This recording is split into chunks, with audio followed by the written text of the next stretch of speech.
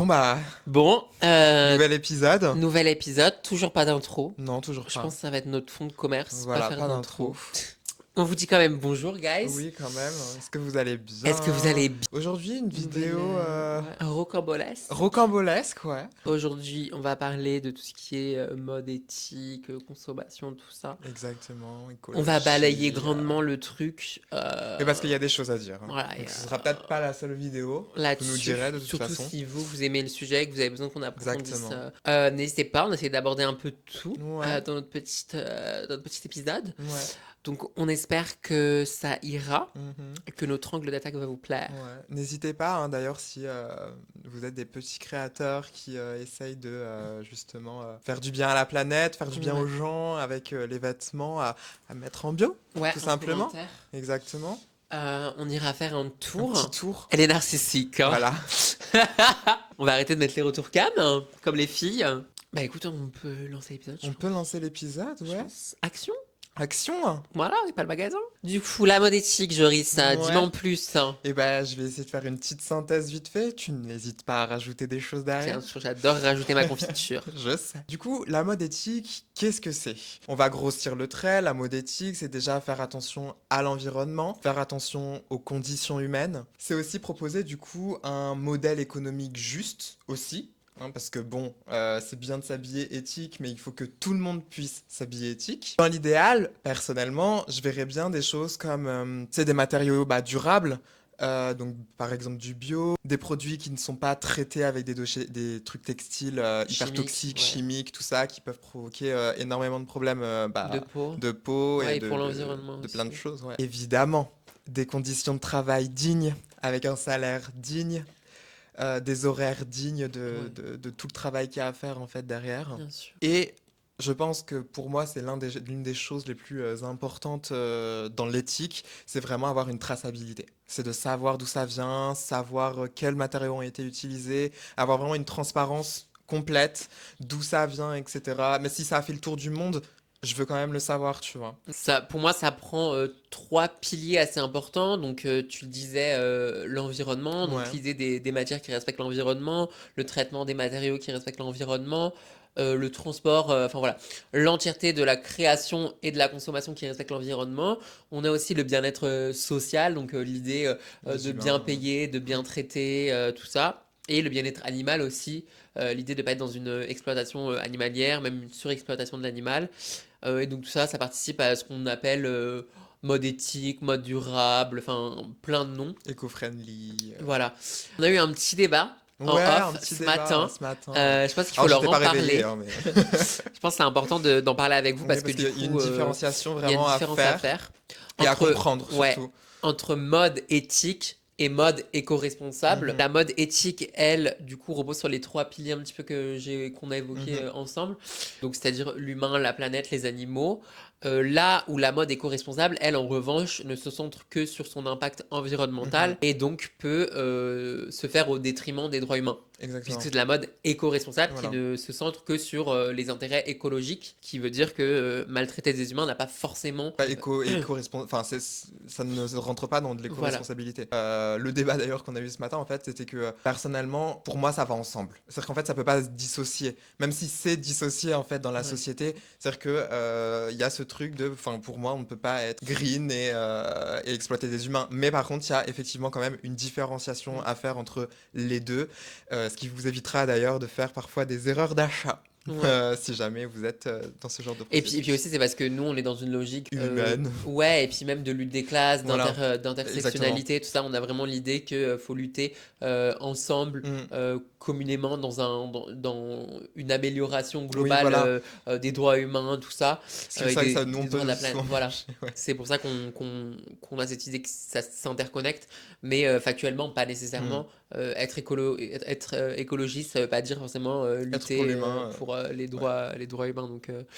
Donc voilà, c'était important pour nous de vous faire cette différence, Oui. puisqu'on a eu ce petit sujet en off. Et bien évidemment, quand on va parler de mode éthique, il faut qu'on parle de son penchant diabolique, la fast fashion et l'ultra fast fashion, puisque Oui, maintenant il y a c'est des vraiment deux. dynamiques nouvelles. Ouais. Et l'idée de produire en grande quantité, voire en surquantité pour la sur fast fashion, l'ultra fast fashion, Ultra pardon. fashion, ouais. D'ailleurs, on a vraiment une différenciation entre la fast fashion et l'ultra fast fashion, puisque la fast fashion, on a entre guillemets le temps de créer une collection, de la dessiner vite fait, de faire les patronages, etc.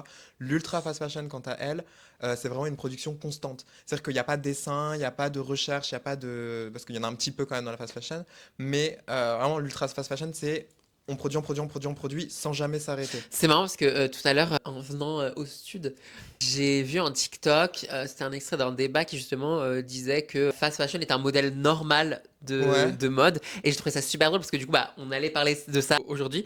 Et je trouve que c'est complètement faux, mais c'est complètement faux parce Mm. que, enfin, je veux dire, la fast fashion, c'est quelque chose de très récent dans Ah oui. l'histoire de la mode et de l'habillement. Mm, mm. Ça voudrait dire quoi? Qu'avant, on s'habillait pas d'une cadence normale. Enfin, j'ai trouvé ça un peu lunaire comme réflexion. Oui, moi aussi. Cette idée que la fast fashion serait une production normale du vêtement. Pas du tout. Voilà, je préfère quand même détruire le mythe immédiatement. C'est pas une production normale du Mm. vêtement. La production qui serait traditionnelle et plus naturelle, ce serait une production main constante. De toute Ce qui façon, n'est pas le cas. Donc du coup, la fast fashion repose sur un petit peu trois, quatre grands piliers qui sont un petit peu l'inverse de la mode éthique. oui. Ou de la slow fashion. Donc on a bien évidemment la production accélérée qu'on a traité, l'idée que les tendances dans la fast fashion vont extrêmement vite et encore Mm. plus vite dans l'ultra fast fashion, avec justement des collections qui sont dessinées tous les mois, toutes les 2 semaines. Enfin voilà. On a la délocalisation qui est Mhm. extrêmement importante dans la fast fashion, donc qui bien évidemment a un impact environnemental et humain Ouais. aussi, puisqu'on a l'idée d'exploiter des populations. On a la pollution, puisque c'est fait dans des matériaux qui polluent, avec des traitements qui polluent, le transport pollue, voilà. Et on a bien évidemment les prix cassés, ce qui permet d'attirer Le plus grand malgré nombre. voilà, le plus grand nombre, malgré la mauvaise qualité, malgré les mauvaises conditions. Et donc c'est ça, la fast fashion, ça repose vraiment sur ces quatre piliers. On a vraiment une production nouvelle tous les jours. Voilà, on a l'impression de pouvoir C'est ça changer tout le de temps. personnage toutes les Ouais. secondes. Il y a un vrai problème de toute façon, Mm. puisque la fast fashion et l'ultra fast fashion se fait forcément au détriment Mm, de mm, gens. mm. Bien évidemment, on n'est pas là pour faire les moralistes. Non, bien Je veux dire, évidemment. Puis, je porte un pantalon Adidas qui vient de fast fashion et qui est fait en matière synthétique. On est juste là pour vous parler un petit peu des choses, pour éveiller un petit peu, parce que c'est important, et surtout pour tenter de réduire la consommation. mm, Sur cette chaîne, sur ce podcast, on va faire le choix politique, philosophique, que sais-je, sémantique, d'utiliser le terme de dérèglement climatique, mm. de crise climatique, et pas de Réchauffement réchauffement climatique. climatique. On va vraiment essayer d'être assez synthétique quand même pour que Voilà. tout le monde puisse comprendre en vous donnant le maximum quand même de D'infos, chiffres, de chiffres. d'infos. Du coup, aujourd'hui, qu'est-ce que fait réellement la mode pour tout ça? Est-ce qu'elle prend en compte toutes ces Problématique. problématiques? Je peux personnellement percevoir et voir, c'est que on a quand même de plus en plus aujourd'hui de petits créateurs qui sont mis en plus de plus en, c'est compliqué, mais qui sont plus en plus mis en avant, avec aussi des labels qui sont créés de plus en plus. Il y a beaucoup de nouveaux matériaux aussi qui ressortent, des matériaux fibres, des matériaux avec de la technologie, de la nouvelle technologie, des nanoparticules, des machins, etc. Où on essaye vraiment d'avoir quelque chose de nouveau dans les matériaux et dans la méthode enfin de fabrication et du coup de consommation, où on a aussi des marques qui refusent par exemple de faire tant de collections par an, où ils en font une, où elles vont... Je pense notamment, j'ai découvert une petite... ça s'appelle Maison Cléo, où il n'y a pas justement collection, où Ouais, tout est fait directement quand une personne achète le modèle. ok. Donc quand elle achète le modèle, elle est faite entre guillemets sur mesure, tout est sourcé, Ouais, tout est ouais, machin en et tout. direct, ouais. Donc il y a vraiment une émergence, je pense, aujourd'hui au niveau de la mode qui essaye de faire changer les Mais choses et de... comme à l'époque, le client venait voir le Oui, courrier, voilà, voilà, et il demandait un modèle et voilà. Bah là ok. c'est ça, tu choisis ton modèle et ensuite tu vois, enfin, tu vois avec la marque pour pouvoir te le faire livrer, quoi. Finalement, est-ce qu'il faudrait pas revenir au XVIIe siècle, quoi? Finalement. On a des créateurs comme ça qui de plus en plus essaient de proposer des manières Mm. alternatives de consommer la Ouais. mode. Moi, je vais parler de Patagonia. Ouais. Qui est une marque qui utilise des matériaux recyclés, qui propose dans ses magasins des services de réparation et qui même propose aux consommateurs des kits pour réparer ses vêtements. Elle s'engage dans les causes climatiques, elle s'engage dans une pratique de transparence de sa chaîne de production et elle s'engage pour des salaires décents des travailleurs. En 2011, elle a notamment lancé une campagne qui s'appelle Don't buy this jacket, donc n'achetez pas cette veste, pendant le Black Friday qui est un moment de pic de surconsommation de la mode, donc dans l'idée qu'il ne faut pas consommer, il faut s'arrêter de consommer autant. C'est assez novateur comme slogan pour une marque de dire n'achetez pas mes produits, et ça invite justement le consommateur à réfléchir sur sa consommation, de se dire est-ce que c'est nécessaire d'acheter ce vêtement ou tu l'achètes parce qu'on est en Black Friday, que c'est les soldes, que ceci, que cela.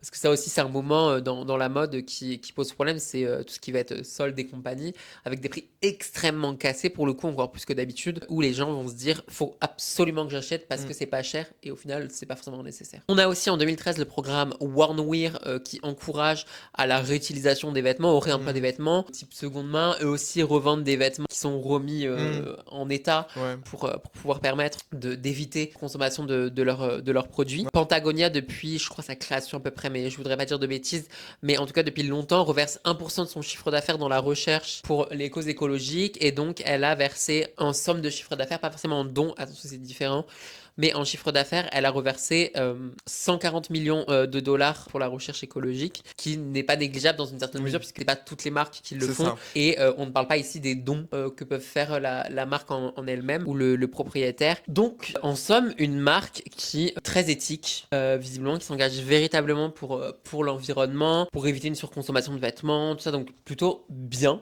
Attention, il y a un plot twist. C'est là où la vitrine se brise et lorsqu'on va à l'intérieur, on voit que tout n'est pas si rose, puisque selon une enquête du média indépendant Follow the Money, et plusieurs blogs en parlent, et je vais prendre un média très connu qui est droits environnementaux, droits humains, tout ça. Donc Mediapart a titré, je cite, Patagonia, l'illusion de la terre comme actionnaire. Et donc j'ai regardé sur plusieurs blogs, sur plusieurs presses, et j'ai trouvé sur Mediapart un article qui explique que là où Patagonia prétend faire le bien pour tous, il y aurait quelques failles là-dedans, et notamment l'enquête montre qu'ils exploiteraient tout autant les populations que les autres usines de fast fashion. Ils relèvent notamment du harcèlement terre, des salaires qui ne sont pas du tout ceux que Patagonia prétend verser à ses employés, des conditions de travail qui sont désastreuses. On n'est vraiment pas vu humain dans ce que Patagonia prétend faire.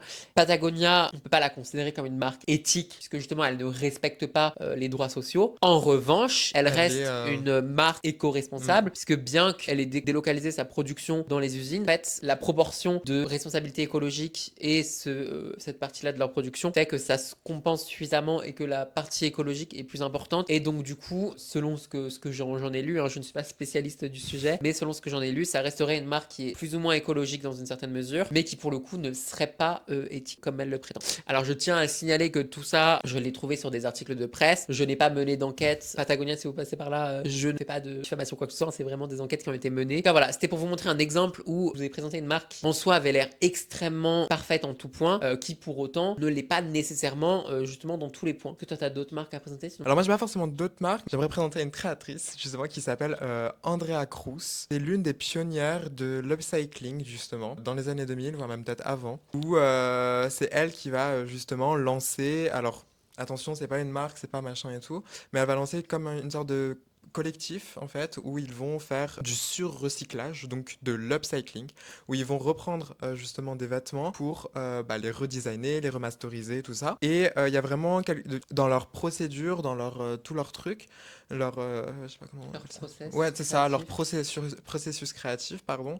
Ils ont tout ce truc de politique justement, d'ultra engagé, avec des créations très uniques, spectaculaires, qui valorisent justement un monde beaucoup plus qui respecte les gens, qui respecte la nature, qui respecte les animaux. C'est-à-dire que ce qu'ils aiment faire, c'est investir l'espace public. Donc certes, ils font des défilés, mais ils vont exposer aussi dans la rue, ils vont exposer dans des festivals de musique, dans des festivals classiques, dans des concerts. Et ça s'inscrit vraiment dans une idée d'esthétique de DIY, une esthétique forcément, comme je l'ai dit, politique, sociale, Environnementale. environnementale. Donc voilà, je trouvais assez important de parler déjà d'une femme surtout, Ouais. et de dire que c'est c'est elle qui a lancé Ouais, les plus pièces. ainsi. Moi, je vais parler de Veja, qui est une marque normalement éthique. En tout cas, j'ai pas trouvé de presse qui disait qu'elle ne l'était pas. Donc, c'est une marque française Ouais. qui font des chaussures essentiellement, qui utilisent des matières plus respectueuses de l'environnement. Alors, dans une certaine mesure, parce que je crois que c'est pas l'entièreté de la chaussure qui est dans des matières plus responsables, mais en tout cas,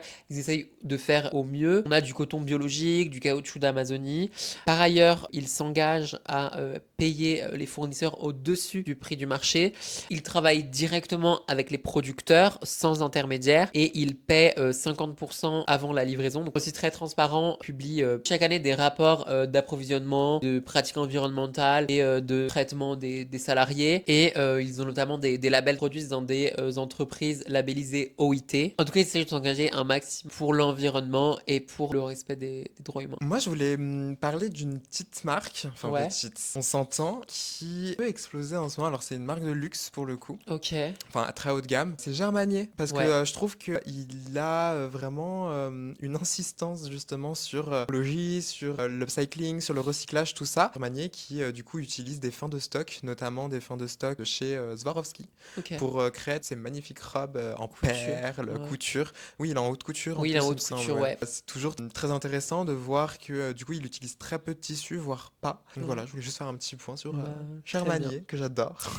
Là, on vous parlait justement de marques extrêmement éthiques, au moins écologiques. À côté de ça, on a récemment l'industrie de fast fashion qui ont tenté justement de s'introduire dans ce débat de l'écologie, de préserver l'environnement, tout ça. Donc là, on va vous parler un petit peu des grands groupes qui ont fait des tentatives ou qui font encore des tentatives. Je vais vous citer plein de chiffres. Le greenwashing, qu'est-ce que c'est? Parce que c'est vrai qu'on ne vous l'a pas expliqué. Mais ça Ouais. comme ça, vous avez toutes les bases. En gros, moi, je vais vous l'expliquer très simplement, hein. C'est ce qu'il y a sous le maquillage. C'est-à-dire qu'on va vous donner des labels, on va vous donner de la couleur aussi. Il faut savoir que la couleur est très importante, hein. On va mettre justement du vert, des beaux mots comme responsabilité, comme n'achetez pas trop, enfin, des trucs comme ça, quoi. Recycler. Alors que c'est faux. Enfin, dans une certaine mesure, c'est faux. Donc globalement, le greenwashing, hein, c'est des stratégies marketing de communication Ouais, pour se donner une image responsable une image de clean. l'environnement. Voilà. Donc ça passait, comme tu disais, par des faux labels, des publicités mensongères, des communications sur des actions qui sont extrêmement marginales, Mm. comme tu le disais, et sur un manque de transparence sur la production et la Ouais. traçabilité. Voilà, je vais vous donner pas mal de chiffres et après on développera un petit peu Ouais. justement ce que ces marques tentent de mettre en place. Démagogie ou pas démagogie, c'est à vous d'en juger. juger. On a notre idée, vous allez bien la sentir. Finn met en ligne en moyenne 7200 nouveaux modèles par jour Par jour, les gars. et proposait 470 000 modèles différents en temps réel en 2023. Énorme. Zara renouvelle ses collections 24 fois par an contre 2 pour la mode Ouais, traditionnelle, donc 2 plus fois ou par moins. mois, en fait. La production mondiale de vêtements a doublé en 14 ans, donc Mm. 2000 à 2014, on a doublé la Ouais. production, tandis que la durée de vie des vêtements a diminué d'un tiers. Ouais. L'industrie du textile représente entre 4 et 10% des émissions mondiales de gaz à effet de serre, soit plus que l'aviation et le transport maritime réunis, ce qui est énorme, parce qu'on taille la Taylor Swift et ses jets privés, mais tailler aussi l'industrie de la mode et la fast fashion. Hein. Mais taillé aussi Taylor Swift. Oui. Les marques de fast fashion génèrent près d'un tiers du 1,2 milliard de tonnes de CO2 émises chaque année par le textile mondial. Énorme. J'avais les mêmes chiffres, donc vas-y, continue. 20% de la pollution mondiale de l'eau potable provient de la production textile, notamment à cause des teintures et des traitements. En France, 3,3 milliards d'articles textiles ont été vendus en 2022 et chaque habitant achète en moyenne 9,5 kilos de vêtements et chaussures par an. C'est des Énorme. chiffres énormes, guys. Hein. 70% des vêtements vendus en France sont fabriqués en Asie du Sud-Est, souvent dans des conditions sociales très précaires. Et dernier petit chiffre, mais il y en aura d'autres de toute façon dans l'explication, 600 000 tonnes de vêtements sont jetés chaque année en France et seulement 40% des textiles collectés trouvent une seconde vie. Allez voir Buy Now sur Netflix. Il explique justement où vont ces vêtements. Et quand on vous dit justement que la fast fashion peut vous tuer, c'est le cas.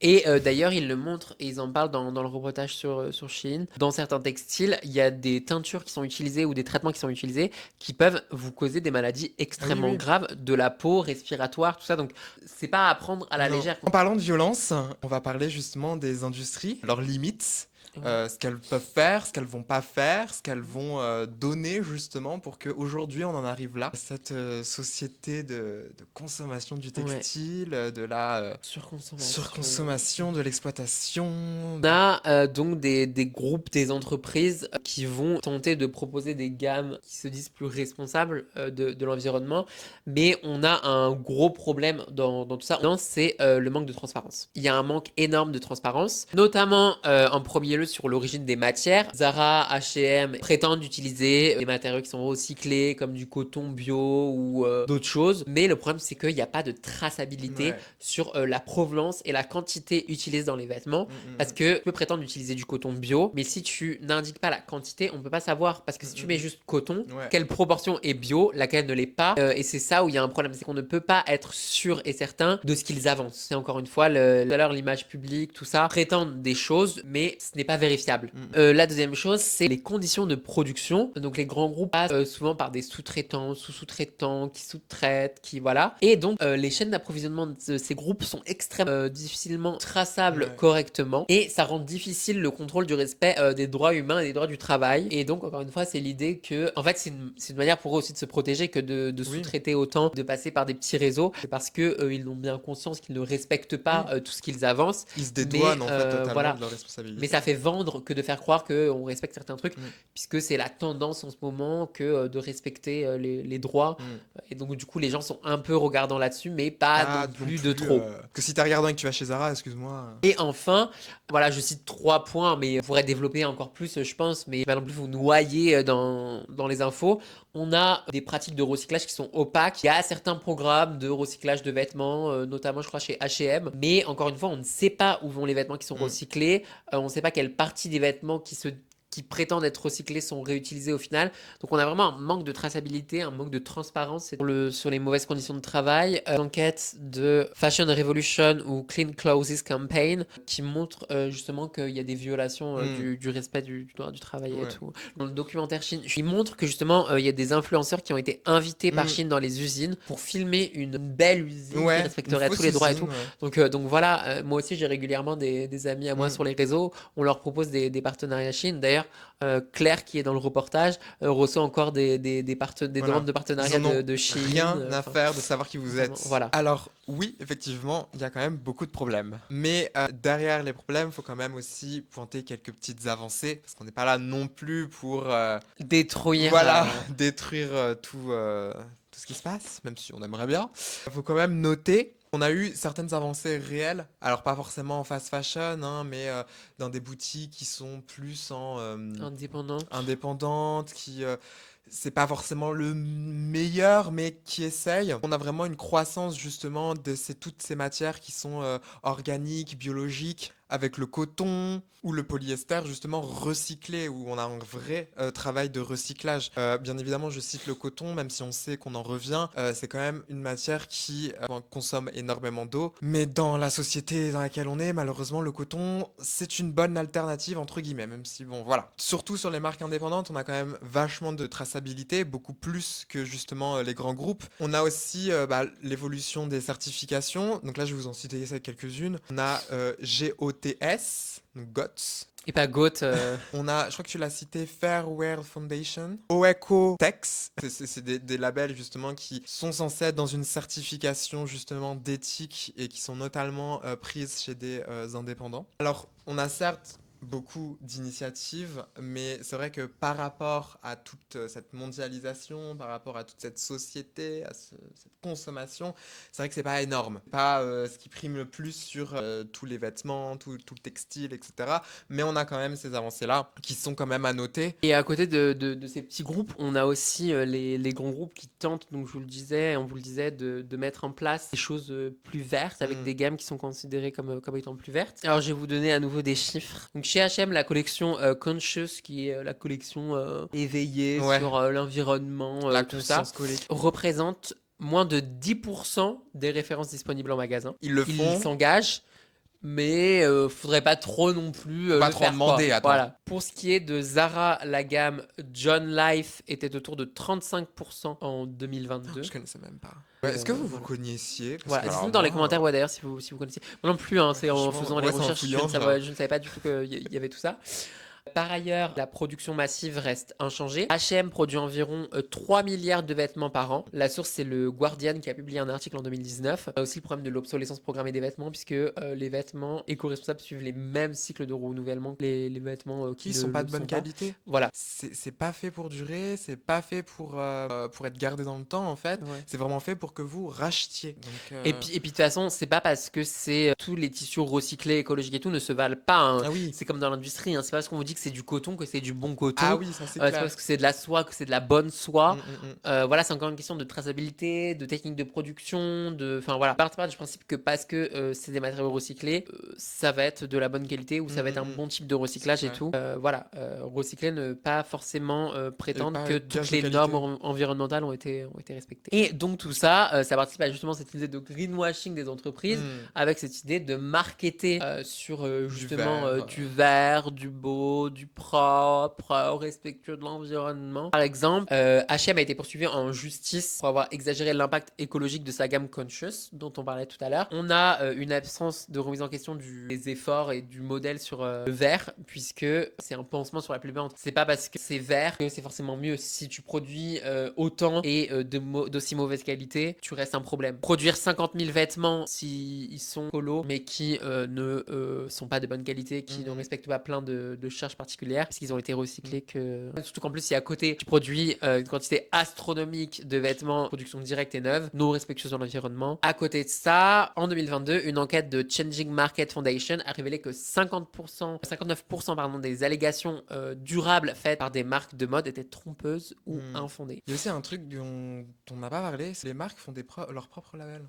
Oui. C'est-à-dire qu'elles créent leurs propres soi-disant labels qui ne sont pas brevetés, qui ne sont pas... voilà. Et ils font toute une communication. Ce n'est pas un label, c'est juste un outil de com. Les labels qui sont reconnus, c'est des labels qui sont plutôt indépendants et qui ne sont pas affiliés à des marques en particulier. Je vais enchaîner sur d'autres chiffres. Rapport Changing Market Foundation en 2021 a mené une enquête. Je l'ai, ouais. 60% des affirmations étaient trompeuses et H&M était la pire, avec 96% de ces déclarations jugées non fiables. Énorme. On se croirait sur des CNews. conditions. Ah mais vraiment. L'enquête ADME en 2023, donc selon l'agence de l'environnement, près de 40% des publicités à caractère écologique en France seraient jugées trompeuses ou exagérées, notamment dans la mode et la grande distribution. La fondation Changing Market, Zero Waste France et Zero Waste Alliance Ukraine ont suivi 21 vêtements déposés dans les dispositifs de collecte H&M, Zara, CA, Prima et tout le tintouin, grâce à des traceurs Bluetooth. Sur ces 21 articles, seuls 5 ont effectivement été revendus en Europe. Voilà, les autres ont été détruits ou envoyés en Afrique où ils n'ont pas été revendus ou stockés sans réelle traçabilité, révélant un écart majeur entre les promesses et la réalité. Il y a un rapport de Greenpeace en 2024 qui a analysé les allégations de 14 marques de textiles sur la durabilité de leurs produits. Seules 3 marques ont réellement tenu leurs engagements, la plupart utilisant des labels ou des arguments verts sans fondement solide. Shein, en 2023-2024, malgré les annonces publiques sur la réduction de son impact, des promesses qu'ils avaient faites, Shein a doublé ses émissions de CO2 en un an, passant de 9,16 millions de tonnes à 16,7 millions de tonnes. Et la durée de vie moyenne d'un vêtement Shein est estimée à seulement 65 jours. C'est vrai que quand tu achètes un vêtement à 5 €, souvent tu ne te dis pas forcément qu'est-ce qu'il y a derrière. Mais il faut savoir que derrière, il y a énormément de choses et beaucoup de choses dont vous n'avez pas forcément envie de savoir. Mais aujourd'hui, on va en parler. Au-delà des coûts environnementaux que ça peut générer, il y a aussi derrière tous les travailleurs exploités. Tous les travailleurs qui sont par toute l'industrie du textile. Avec forcément des conditions de vie indignes, des salaires indignes. Vraiment il y a vraiment des atteintes aux droits humains, en fait, tout simplement. Simplement pour du textile. J'ai quelques petits chiffres, si jamais... c'est voilà. toi, c'est ton tour. Parce que oui, dans certains pays, la main-d'œuvre est pas chère, ce qui va faire que votre vêtement ne sera pas cher. Pas cher dans une certaine mesure, on s'entend sur le On pas s'entend cher. sur le pas cher, bien évidemment, mais que derrière, rien n'est protégé. On a notamment du coup le Bangladesh qui littéralement a 4,2 millions de personnes dans l'industrie du textile et c'est 4,2 millions de personnes qui sont dans des conditions absolument affreuses. Le salaire minimum est de 95 euros par mois. Ah, moi, j'avais trouvé 75 par mois en 2024. Ah bah écoute, je suis gentil. Et d'ailleurs, sachez que, j'avais noté que l'Asian Floor Wage Alliance estime que le salaire total nécessaire est de au moins minimum, mais il faudrait plus,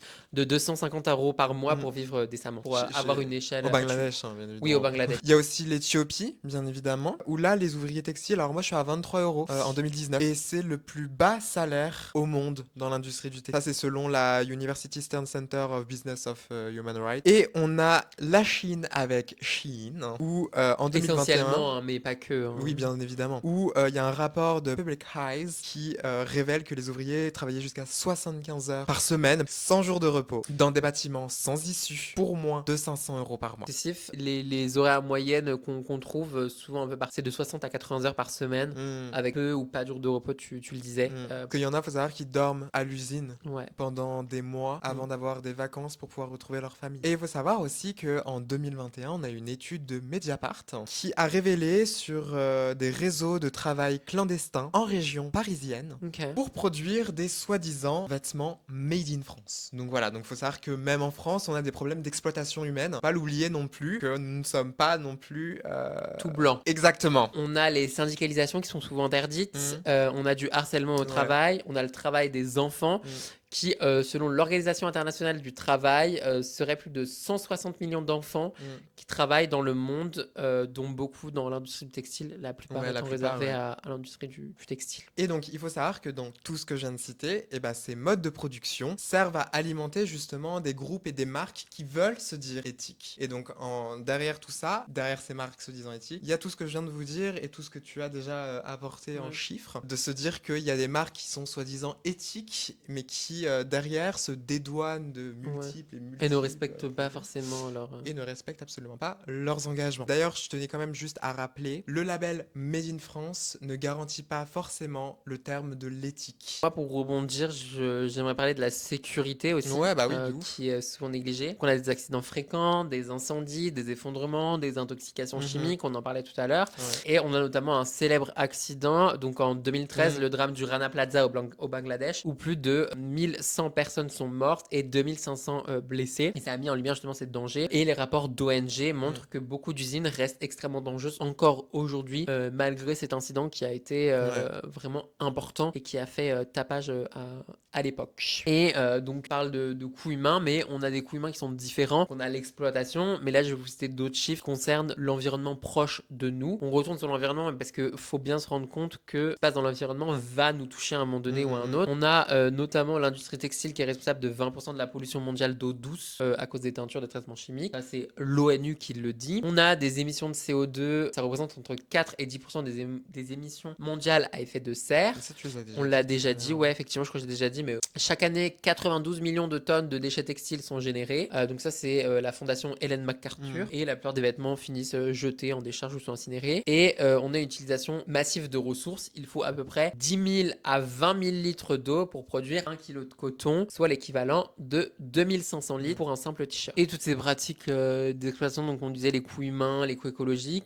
relèvent d'une forme assez certaine néocolonialisme. Bah oui, d'ailleurs, ce système justement économique crée une certaine hiérarchisation sociale mondiale en fait, et surtout une hiérarchie coloniale entre justement les pays riches, les pays dits pauvres, en sous-développement, et d'ailleurs donc les pays dits riches, souvent occidentaux et notamment les États-Unis, prennent les pays dits en sous-développement et pauvres pour pouvoir en tirer le maximum de bénéfices, puisque ces pays-là ne peuvent pas refuser justement ce genre de choses, et malheureusement du coup sont entre guillemets colonisés de façon économique à des pratiques pour l'Occident et les États-Unis. Et d'ailleurs ça crée une dépendance économique certaine de ces pays-là aux pays occidentaux, puisque les économies locales deviennent dépendantes du marché occidental, et contrats que passent ces entreprises avec les lieux de Mm, mm, production et ça empêche toute amélioration des droits sociaux, ça empêche l'amélioration des sociétés et l'amélioration ouais. de l'environnement en général, sous peine de voir partir Mm. ces marques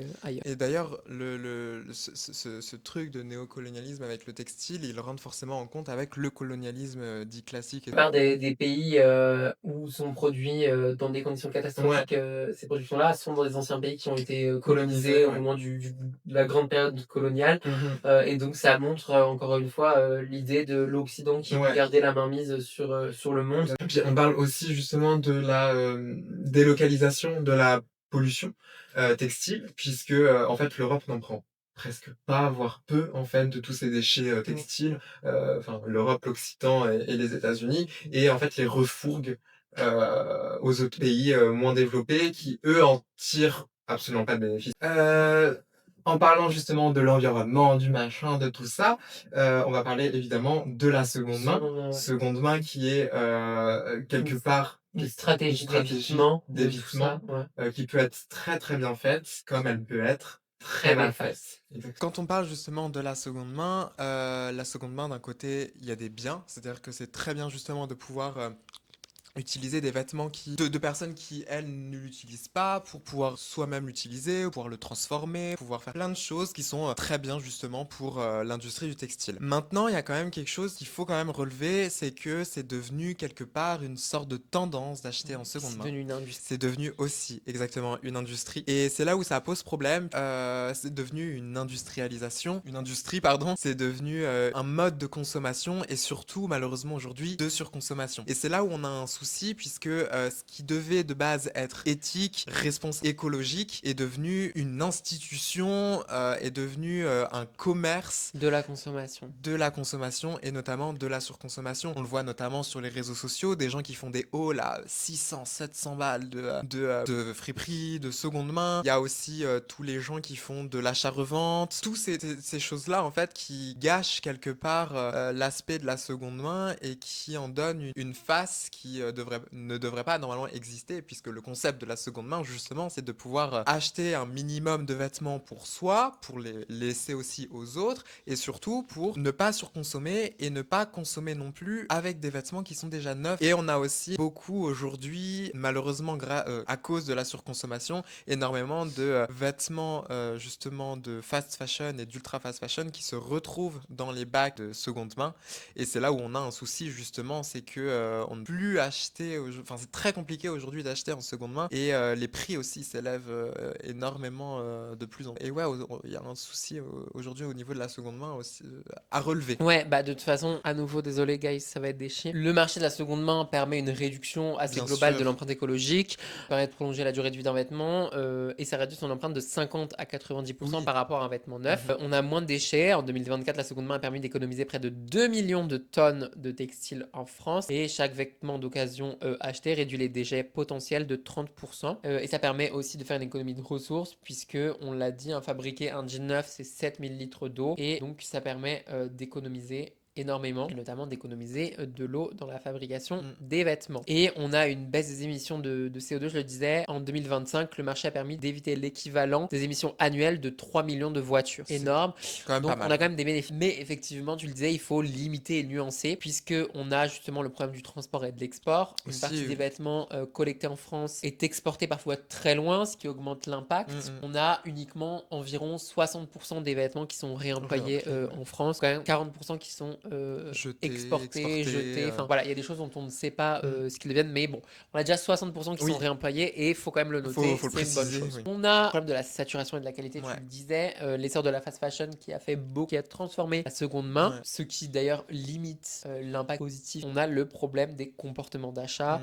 La seconde main n'est durable. La seconde main, c'est une bonne chose si elle est faite correctement. Ça nous laisse du coup, je pense, la dernière partie qu'on va aborder plus ou moins, c'est-à-dire la mode de demain. Ouais. Peut-être qu'on revient un petit peu aussi sur les labels. Vous donnez des labels à suivre. Je vais donner voilà, Ah, vas-y, donne les quelques labels, labels. ouais. Ouais. Quand tu disais donc le GOTS, le Global Organic Textile Ouais. Standard, c'est une certification internationale qui garantit que les textiles contiennent au moins 70% de fibres biologiques et respectueuses de critères sociaux et de critères environnementaux. Et en 2024, c'est plus de 12 000 entreprises textiles dans le monde qui sont certifiées GOTS contre seulement 3 000 en 2015. Donc on voit qu'il y a une Oui, il y a une amélioration amélioration. des pratiques.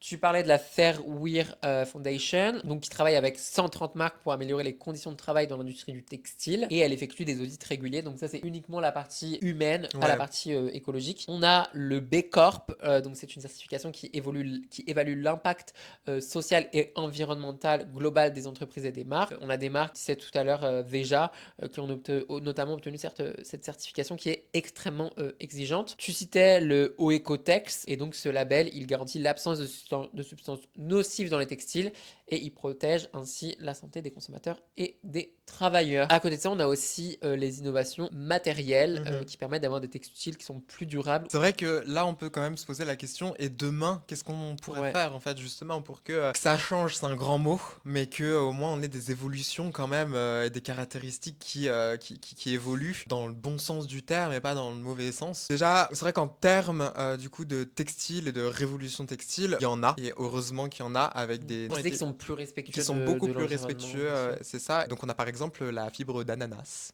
voilà, Ouais. par exemple, qui La Pignatex. Pignatex, ça s'appelle? Ouais, Ok, c'est ce super. que j'ai trouvé Ouais, moi. ok. Du coup, c'est issu des feuilles De de l'ananas. l'ananas. Et en 2024, la Pignatex est utilisée par plus de 1000 Mm. marques dans le monde. Donc, on voit une Ou utilisation une plus fibre. fréquente Ouais. de ces nouveaux textiles. C'est des alternatives végétales au cuir. Petit fun fact, vous savez que Hermès est dans une sauce monumentale au niveau de ses cuirs, au niveau de ses cuirs exotiques notamment. Ils ont toute une ferme et toute une partie de leur cuir et de leur laboratoire qui sont exclusivement dédiés justement à la recherche de nouveaux cuirs pour justement pallier à ce problème. Problème là. Alors, de toute façon, on ne dit pas que c'est Oui, bien qu'il fasse. non, non, non, Voilà. Mais c'est mais juste pour dire que voilà, il qu'ils y a ont aussi. une ferme et qu'ils ont énormément d'argent et que Oui. eux ont la Peuvent matière financer beaucoup exactement plus pour. que Il y a aussi la fibre d'algue. Enfin, je sais pas si ça s'appelle de Oui. la fibre exactement. Moi, c'est ce que j'ai trouvé, Ouais, ouais, fibre d'algue. qui est vachement utilisé. Alors ça, c'est pas mal. Ça existe depuis pas mal de temps quand même. Mm. C'est vrai que c'est vachement enfin, ça s'est vachement démocratisé dans le textile. Ouais. Ce qui est bien, c'est que c'est une ressource qui est constante. Parce que des algues, on peut en produire tout le temps, de Ouais. façon naturelle dans la mer, sans Oui. exploiter. Ouais, il y en a énormément en Euh, plus, hein. ouais, donc ça c'est vraiment cool. Je pense notamment à une marque qui s'appelle. Les fibres d'algues sont combinées, je vous explique un petit peu le processus, mais elles sont combinées à la cellulose qui permettent de donner un textile résistant et biodégradable. Et produit à grande échelle, c'est un impact qui est moindre que par rapport aux autres textiles qui peuvent être produits dans l'industrie textile. C'est pour ça qu'on vous en parle. Il y avait aussi, je crois, dans une des vidéos de Squeezie sur l'imposteur, une créatrice utilise de la poudre d'huître, Ouais. quelque chose comme ça, des huîtres qu'on mange et qui donc du coup on utilise les coquilles pour en faire des cuirs, des textiles. Donc c'est aussi une alternative. Bon, une alternative qui demande de manger des huîtres, donc de tuer des huîtres, mais une alternative trouvée aussi étonnant, Ouais, mais vas-y, ça m'a paru un dis-moi. petit peu lunaire, la fibre de lait. Ok.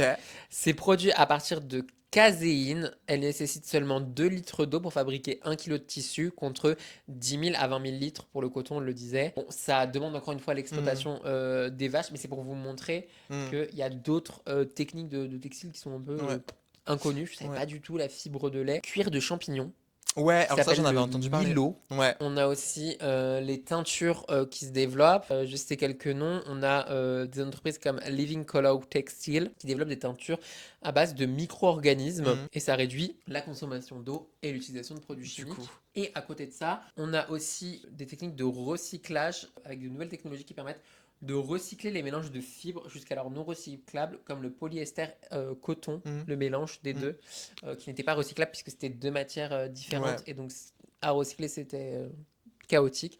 On développe de plus en plus avec les technologies un Ouais. moyen de recycler ces mélanges-là qui sont extrêmement courants dans la mode et donc c'est pour ça Mm. qu'on fait les recherches. Bah, d'ailleurs, au niveau des textiles et des colorations et des machins, on a notamment de Marine Serre qui utilise les acides de fruits et qui Mm. utilise les fruits pour pouvoir teindre certains de Ouais. ses vêtements. Enfin bref, on a énormément parlé justement de Ouais. toute cette industrie, Mm. de quelque part des choix des gens, du choix des industries, du choix des grands dirigeants d'utiliser certaines choses.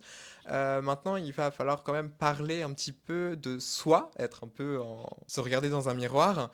Est-ce qu'il faut avoir une responsabilité personnelle sur ce genre de problématique, ou est-ce que c'est un mouvement qui est beaucoup plus global? Je pense que la responsabilité individuelle, c'est un mythe qui a Mm, nuancé. Ça relève des dynamiques de pression sociale et marketing. On a les réseaux sociaux, la publicité, les influenceurs, la fast fashion, et ça crée un sentiment d'urgence à mm, l'habillement, à l'idée d'avoir une nécessité de s'habiller. Donc c'est vraiment un sentiment social global que d'avoir cette nécessité de changer ses vêtements de manière hyper fréquente. On vit aussi dans un système qui est capitaliste et c'est extrêmement compliqué de s'en défaire et la fast fashion profite mm. de ce système-là d'ailleurs, qu'elle repose sur une logique de volume et de nouveauté permanente qui rend la surconsommation presque inévitable en fait, que bah on en parlait dans le premier épisode, la mode comme objet de distinction Ouais. sociale.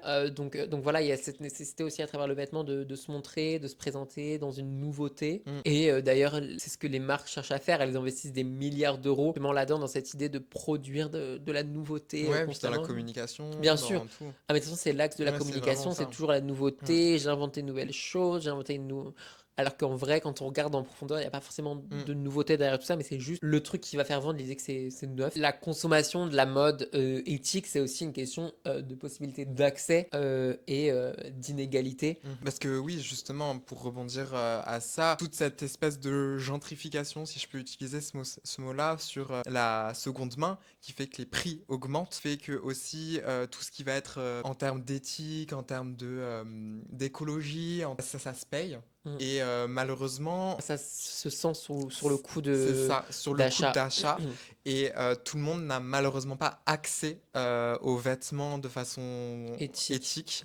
Ouais. Et ça, c'est ce qui pose problème, c'est que comme on est dans une consommation, enfin on est dans une société justement de consommation, une société où on est obligé d'acheter plein de choses, où on peut pas aller contre, on a forcément moins d'argent parfois pour se Ouais. préoccuper en fait du prix de son vêtement et de se dire bon bah je vais pouvoir économiser 2-3 mois pour m'acheter un t-shirt. Il y a des gens qui sont dans ces cas-là et il y a des gens qui ne peuvent pas se faire ce genre de choses.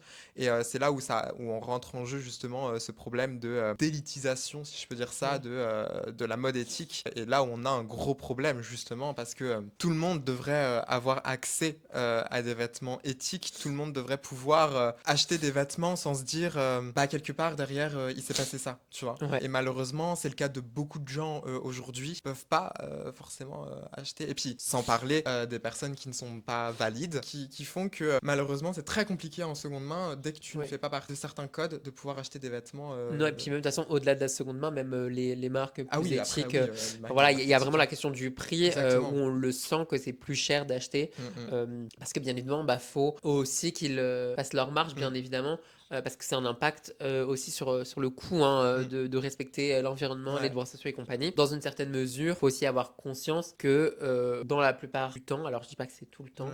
mais les vêtements qui sont mieux travaillés, mieux faits, forcément auront plus tendance à durer dans le temps Ouais. que les vêtements Chine et Ouais. compagnie.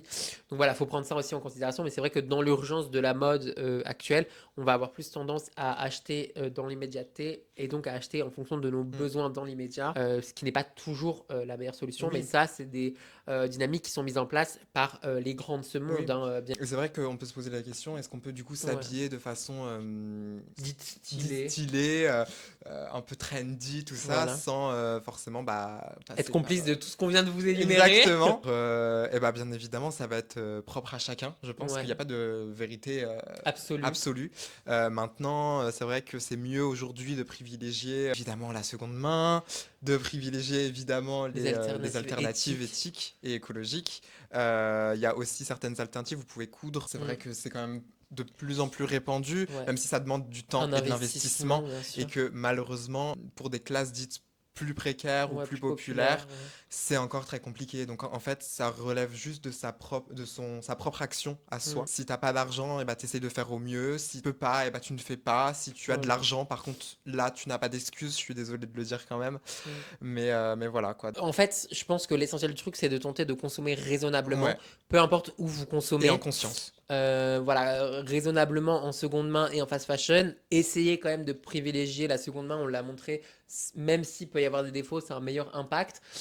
Donc essayez de privilégier au maximum la seconde main. L'important c'est de consommer de manière raisonnée. En fait, je pense Raisonner, que c'est le maître raisonnable. mot. C'est ça. Raisonner, raisonnable et d'avoir conscience de tout ça, que c'est des dynamiques qui existent, qui sont présentes dans notre quotidien et qui sont Et parfois, on dans... peut pas aller Voilà, on peut pas contre aller eux, à hein. l'encontre, Ouais. hein, On n'est pas hors mais système, voilà, malheureusement. on vit dans un système capitaliste, mondialisé, faut en avoir conscience, faut essayer de démontrer au maximum la machine. Bien évidemment, vous en tant qu'individu seul, vous ne pourrez pas déconstruire des engrenages, Révolutionner. voilà. Chaque petit pas individuel a un impact. Encore une fois, on n'est pas là pour vous dire quoi Oui, faire, quoi acheter, machin. On vous présente juste les choses. Vous prenez ce que vous voulez dans la vidéo, hein, dans nous l'épisode. aussi, on fait des erreurs. Voilà, bien évidemment, je l'ai dit, hein, j'ai un jogging Adidas, donc voilà. Là, nous, ce qu'on vous recommande, vous en faites ce que vous voulez, c'est d'essayer au maximum de consommer en seconde main, de manière raisonnée et raisonnable, on le rappelle. Je pense Je qu'on crois a que c'est bien tout. parlé. On a Euh, beaucoup parlé, cet épisode va être très long, je le sens. J'espère que vous allez pouvoir le Ouais. digérer. J'espère que ça va vous plaire quand même, Ouais. toutes ces informations. On a essayé de synthétiser au maximum, mais c'est vrai qu'il y a beaucoup de choses à dire, beaucoup de chiffres notamment à apporter pour bien faire comprendre les choses. On espère qu'on ne vous a pas noyé dans tout ça. Puis même si vous êtes noyé, vous Voilà. avez qu'à sortir la tête de l'eau et puis ça ira mieux. Exactement. N'hésitez pas, s'il y a des choses que vous voulez voilà, qu'on Mm. développe dans les commentaires, n'hésitez pas à nous dire. S'il y a besoin qu'on refasse un autre épisode, une autre Mm. vidéo, quoi Ouais. que ce soit, on Bah, le fera. un De toute TikTok façon. même, hein, s'il faut. N'hésitez pas du coup à mettre dans les commentaires ce que vous Ouais. voulez. N'hésitez pas du coup non plus À mettre un à petit liker, pouce hein, quand même. à commenter, bon ça on l'a dit, Voilà. à partager les youtubeurs, Les YouTubades, youtubeuses, voilà. youtubades. Les petits YouTubades de d'habitude, vous connaissez. Et puis nous, on va vous laisser, parce Ouais. qu'on a bien parlé. Mhm. On va aller recharger nos micros qui sont Qui sont- catastrophiquement c'est vides. Ils horrible, ne font que clignoter. horrible. On les a perdus en plein milieu. On vous a dit, hein, la technologie, pour nous la batterie elle dure. Ah, mais c'est à vie. Hein. Mais voilà, on vous fait Des bisous. Des bisous. Et on se retrouve dit à une la prochaine fois. Bisous!